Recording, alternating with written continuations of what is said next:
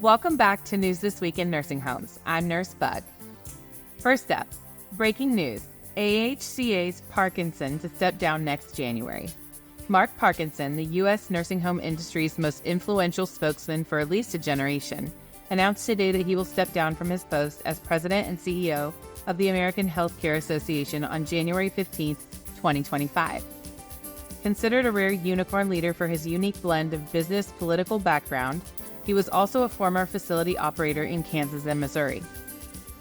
He stepped into the AHCA position January 2011 after declining another term as governor of Kansas. He's credited with rebuilding the AHCA network of state affiliates and the in-house Alliance for Quality Nursing Healthcare group. On March 21st in Chicago, Parkinson will be honored with the Career Achievement Award by McKnight's Pinnacle Awards program, which recognizes top veteran leaders in LTCs. To find more information, go to mcknights.com. Best LTC insurance companies of February 2024. After extensive research, Nationwide, Mutual of Omaha, and New York Life are among the industry's best LTC insurance providers. Analysis is based on customer satisfaction ratings, financial stability, and benefit payment options. LTC insurance protects assets from the high cost of extended care. To find more information, go to money.com. The proposed HCBS rule could diminish service access, hamper provider retention efforts.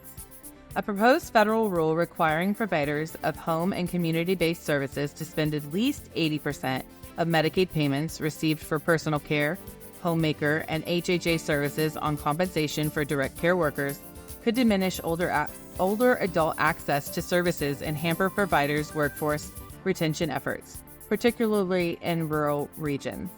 CMS proposed the Medicaid program rule, sent to the White House Office of Management and Budget in January, which mandates QMs and other changes, and plans to issue the final rule by April. If implemented, unintended consequences could require states currently paying higher wages and stronger reimbursement rates to make deeper cuts to comply. To find more information on this, go to mcknightseniorliving.com.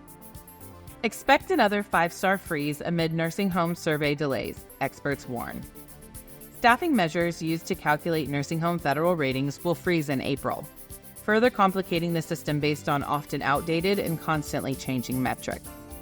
Freeze runs through July when CMS refreshes the rating system to include staffing measures based on the patient-driven payment model's case mix methodology. A new penalty for providers failing to submit accurate staffing data is included. If all turnover info is not submitted, they receive 1 star in staffing. Poor findings, possibly based on site visits from up to 3 years ago, may skew opinions, and providers will carry the current ratings into summer. New methodology uses nursing PDPM components to calculate acuity for the case mix adjusted hours. Rounding, questions, and hiring outside consultants can help deter citations. Negative ratings can impact borrowing, referrals, and the ability to move out of the federal oversight program. To find more information on this, go to mcknights.com. And last, upcoming webinars. The first is Data-Driven Senior Living with Sentrics on February 28th at 9 a.m. CST, 10 a.m. EST. Come listen in as Sentrics CPO and Vice President talk about analytics and insight solutions that transform senior living communities through integration of real-time location services and advanced analytics. This powerful combination revolutionizes the way that senior living communities manage net operating income and enhances resident care, enabling communities to proactively respond to evolving healthcare needs, customize services, and utilize resources with greater efficiency. To find more information, go to mcknights.com. The second webinar to mention is McKnight's How SNFs Can Combat Burnout and Improve Nursing Retention. Staffing and reducing turnover is still top of mind for SNFs and healthcare leaders, even more so as we look toward the rest of 2024. Join a quick podcast-style discussion with actionable tips to address staff burnout and turnover that can be implemented today.